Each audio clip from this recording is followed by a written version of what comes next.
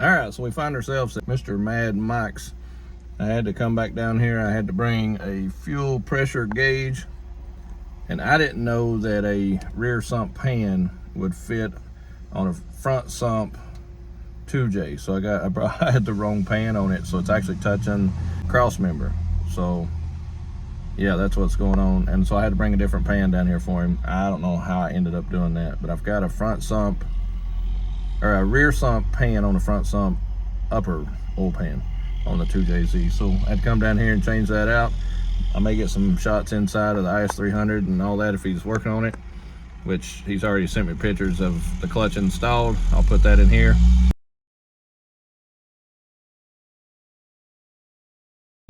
Let's see where he's at. All right, here we go. All right, so we're at Mike's, and he's got the pan off the car. If you can tell, we will see here. I didn't know. There's the pan that come off of it. And I brought this pan. This is still the wrong pan. I didn't know there was this many options for the JZ pans. But see how the back don't have a dip in it? And this does. That dip is what we need, but in that, see the shape, but that shape.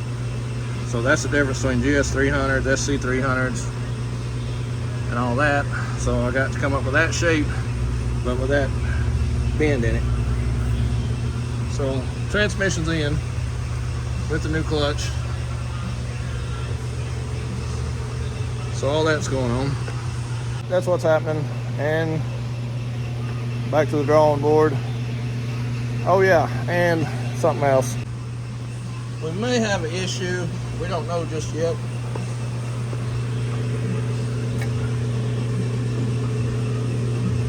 But there's some metal shavings.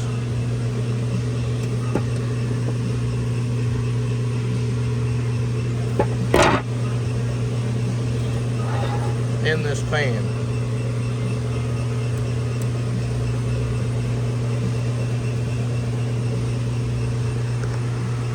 I don't know if that was just trash that was left in the motor, if I've reused a part that from the stuff that blew up or what. But he's gonna pull some main caps off of a couple of them that he can get to. We have a problem.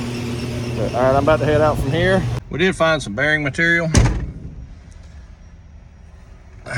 and that's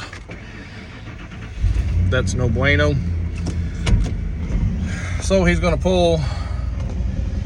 When you drop that pan, you can get to like number 1, number 2 rod or whatever. You can go ahead and pull the rod cap, check the bearings on it, and both main caps on the front, check the bearings on those. They look okay.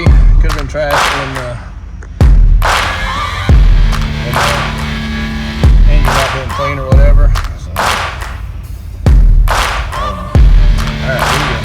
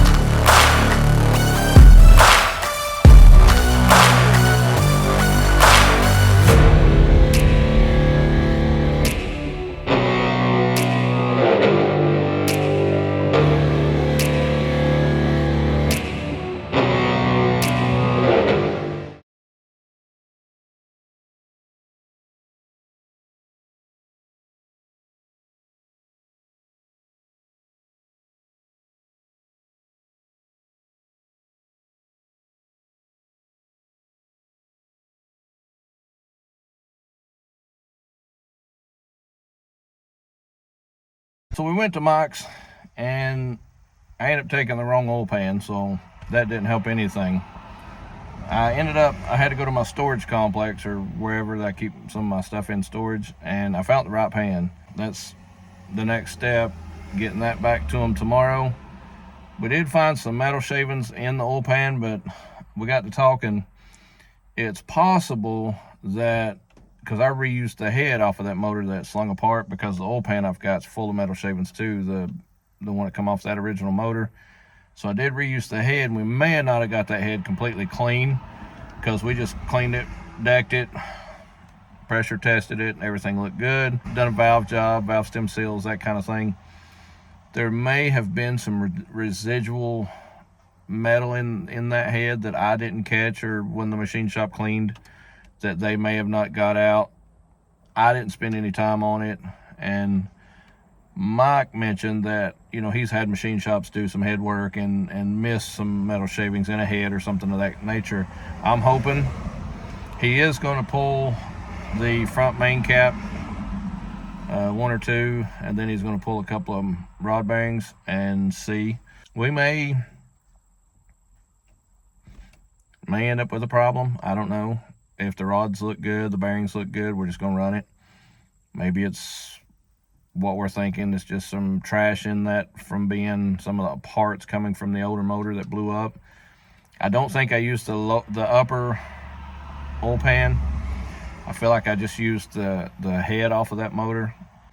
I may have used the valve covers off of that motor. There may have been some trash in those. I can't remember if I had reused those valve covers or not. That's possible, where that motor slung apart. I mean, it slung apart. There was metal shavings everywhere. This pan that I picked up over here is full of them. So it may have threw some trash in those valve covers and I missed it or something, because I was in a rush to try to close the shop down. Keeping my fingers crossed that that's what it is. Got me a little worried, but he's going to look at it a little bit, go a little in depth. We're not going to strip it all apart or anything unless we find a problem in the first couple of bearings and main caps, if there's something there. But I use the machinist that I use all the time, and I've never had any problems. Never. And he did the rotating assembly, and he built my rotating assembly in my hatch 15 years ago. And he's built, and it still runs, same motor. And he's built probably 10, 15 motors for me since then, just rebuilds and that kind of thing. I don't think there's an issue there, because he wouldn't have ever sent me that motor back if it was a binding issue in that rotating assembly. If it didn't rotate as it should, he would have never sent that motor to me, I feel like. I'm hoping there's just some trash that was in that head, valve cover. I'm using the same, which I cleaned the pickup and some of the bottom end parts, but maybe in the old galley of the head, the same drain line for the turbo, same feed line for the turbo. I'm hoping no trash got in any of that. So it didn't look like it when I cleaned some of it as I was putting it in. The turbo didn't look like it had any trash. The pickup, I reused all that. I cleaned all that, reused all that. I don't remember any trash in any of that. I'll keep my fingers crossed if there was just some stuff in the head or the valve covers that we missed. I didn't notice it putting it together, but again, I also didn't put the right oil pan on it. Who's to say that there wasn't some trash in it too, you know? I hope it's that. I hope that's exactly what it is, because if not, we got a bearing issue. I really don't know. But I didn't notice it in the first oil change. The first oil change, when I first put it together, I didn't notice that. So, I don't know. I really don't know. Once he gets a check on it, goes through it a little bit more, we'll know. Keep you up to date.